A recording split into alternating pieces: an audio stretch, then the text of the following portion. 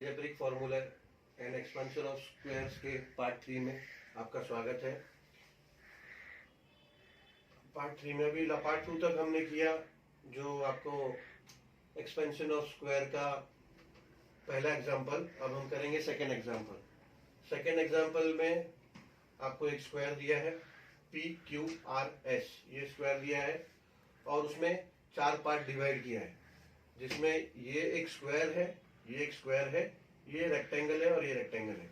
यानी first part square है, second part rectangle है, थर्ड पार्ट स्क्वायर है, फोर्थ पार्ट रेक्टेंगल है। बेसिकली ये एक थियरम है। थियरम मतलब इस डायग्राम में साइड्स को बाइनोमियल वैल्यू दिया हुआ है, साइड्स को x y से डिनोट किया हुआ है, और basically with this diagram they wanted to prove that a plus b the whole square is equals to a square plus 2ab plus y square. I'm sorry, b square ये prove करना है। इस diagram से वो ये prove करना चाहते हैं। तो ये एक थियरम है। तो उन्होंने a b ना नाम देकर उन्होंने बाइनोमियल दिया x y। तो ये x y the whole square is equals to x square plus 2xy plus y square, ये वो प्रूव करना चाहते हैं।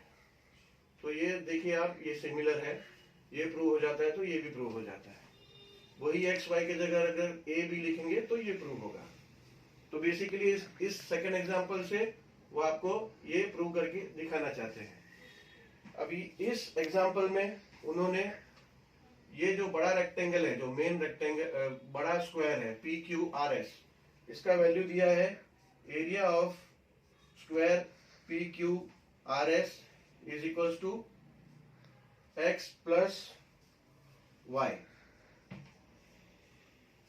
Area x plus y the whole square. Actually ये उन्होंने दिया है मतलब कैसा क्वेश्चन में आपको दिया है उन्होंने कि क्वेश्चन में जैसा दिया है उसी तरह से अपन करते नहीं तो आप कंफ्यूज हो जाओगे। उन्होंने दिया है कि side of square PQRS is equals to x plus y, ये उन्होंने दिया है। तो आपको मैंने बताया कि स्क्वायर का एरिया क्या होता है। स्क्वायर का एरिया होता है area of square PQRS is equals to side square. PQRS का साइड है x प्लस वाई और एरिया होता है साइड स्क्वायर। तो साइड है x प्लस वाई तो एरिया हो जाएगा स्क्वायर।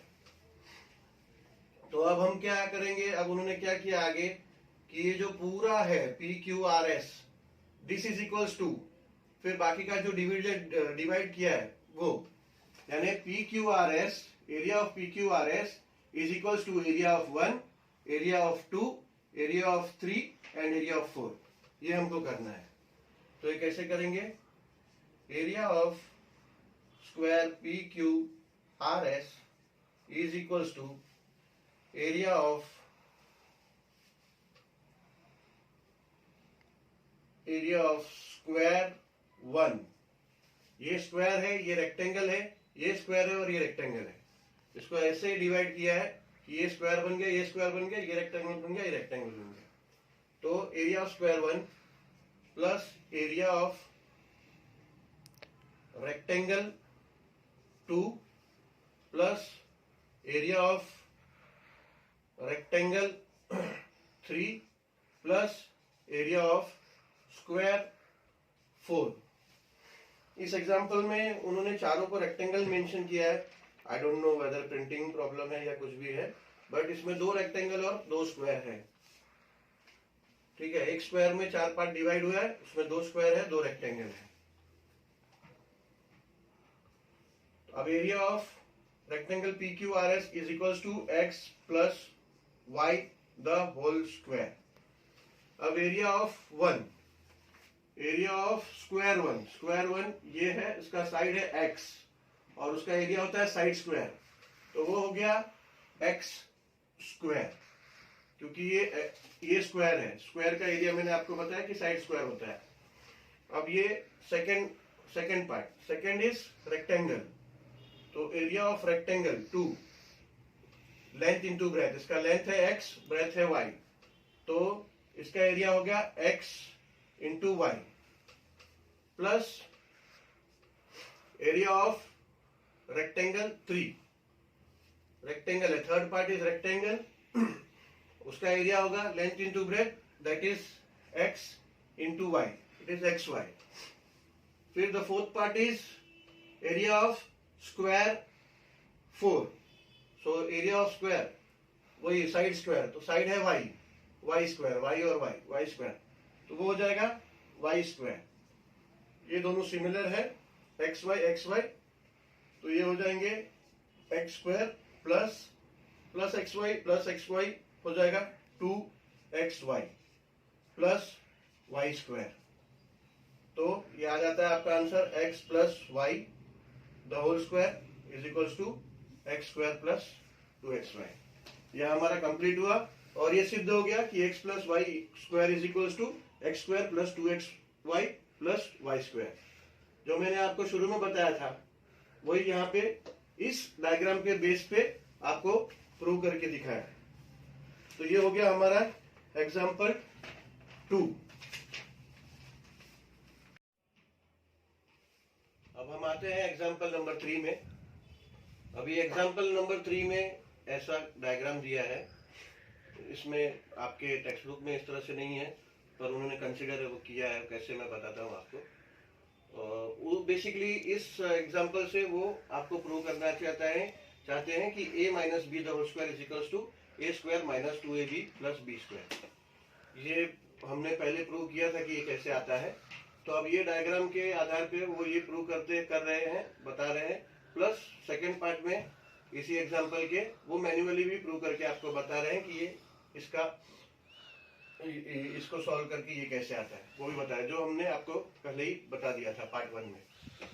तो अभी हम आते हैं, अभी इस डायग्राम में उन्होंने बताया कि स्क्वायर है पी क्यू आर एस, जिसका साइड है ए, यानी कोई भी एक साइड पकड़ लीजिए, क्योंकि स्क्वायर है, एक साइड अगर ए है तो सभी ए है।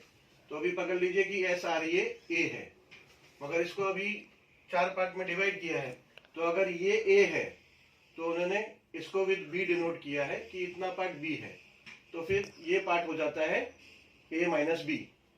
सेम अगर ये ए माइनस बी है तो उसका ऑपोजिट साइड भी ए माइनस बी हो जाएगा। अब ये भी एक, ये जो इसका इस पी क्यू आर एस का जो डिविडेंड पार्ट है नंबर वन ये भी स्क्वायर है, अगर ये ए माइनस बी है तो ये भी ए माइनस बी हो जाएगा। ये ए माइनस बी होगा तो इसके चारों स्क्वायर के चारों साइड ए माइनस बी हो जाएंगे। अब ये बी दिया है तो इसका ऑपोजिट साइड है ये बी हो जाएगा, ये ऑपोजिट साइड बी हो जाएगा। ये ए माइनस बी है तो ये रेक्टेंगल है, रेक्टेंगल का अगर एक साइड ए माइनस बी है तो इसका दूसरा साइड भी ए माइनस बी हो जाएगा। अब ये बी है तो ये एक स्क्वायर है, तो स्क्वायर के सारे साइड इक्वल होते हैं, तो इसके चारों साइड बी हो जाएंगे। ये ए माइनस बी है, ये मैंने आपको बताया, ये है तो ये भी एक स्क्वायर है, तो ये माइनस बी है तो ये ए माइनस बी आएगा। अब ये एक रेक्टेंगल है, ये बी होगा तो इसका ऑपोजिट साइड्स इक्वल होता है, तो ये बी है तो ये भी होता है। मैंने आपको पहले ही बताया था रेक्टेंगल के दोनों ऑपोजिट साइड्स इक्वल होते हैं। रेक्टेंगल है तो इसका ये साइड इक्वल होगा, ये साइड और ये साइड इक्वल होगा, और स्क्वायर है तो चारों साइड्स इक्वल होते हैं। अब ये कैसे प्रूव करते हैं ये मैं बता रहा हूं इस डायग्राम के मदद से। पूरा रेक्टेंगल लेंगे बड़ा पार्ट की area of not rectangle, square है, area of square P Q R S.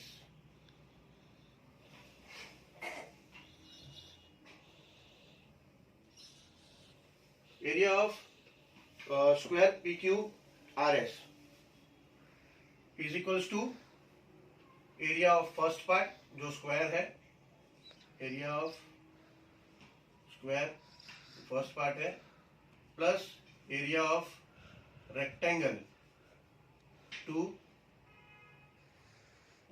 जो कि रेक्टेंगल है, प्लस एरिया ऑफ 3 स्क्वायर है, प्लस एरिया ऑफ 4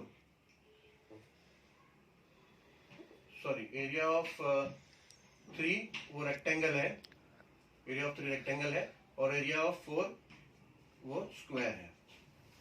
ठीक है, अब P Q R S square है, उसका उन्होंने साइड दिया है ए है साइड, तो उसका एरिया हो जाएगा साइड स्क्वायर यानी a square. Area of first part which is also square, तो साइड स्क्वायर और साइड है ए माइनस बी, तो एरिया हो जाएगा a minus b the whole square. Area of second part which is an rectangle, उसका होगा length into breadth, length into breadth, length है b, breadth है ए माइनस बी, प्लस यहाँ नीचे आ जाते हैं। Area of third part which is also a rectangle, तो उसका जाएगा length into breadth b into a minus b. Area of fourth part which is a square, उसका एरिया हो जाएगा साइड स्क्वायर, साइड है उसका b, side square b square हो जाएगा। तो इसको आगे सॉल्व करेंगे, ये a minus b the whole square, इसको ऐसे ही रखेंगे, इस ब्रैकेट को ओपन करेंगे मल्टीप्लाई करके, बी इंटू ए हो जाएगा plus b into a b into minus b square.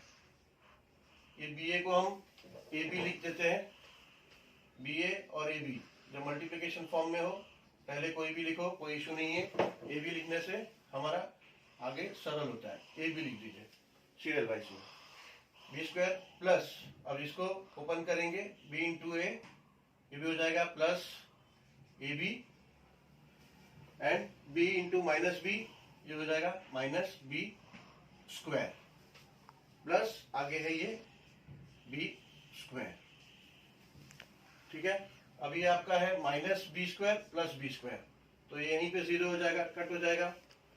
अभी आपका क्या बचेगा, a minus b the whole square plus, अब ये ए बी दो बार है, a b plus a b, ये 1ab और ये 1ab हो जाता है 2ab, ये 2ab हो गया और ये माइनस बी स्क्वायर हो गया, और ये तो कट गया, ये तो जीरो हो गया, मैंने बताया ये माइनस है और प्लस है। अब ये आया, अब हम क्या करते हैं, अब ये ए स्क्वायर है इधर ऊपर, अब ये हम क्या करेंगे, a minus b square the whole square है, इसको ऐसे ही रखेंगे और बाकी का जो है वो इस तरफ ले लेंगे।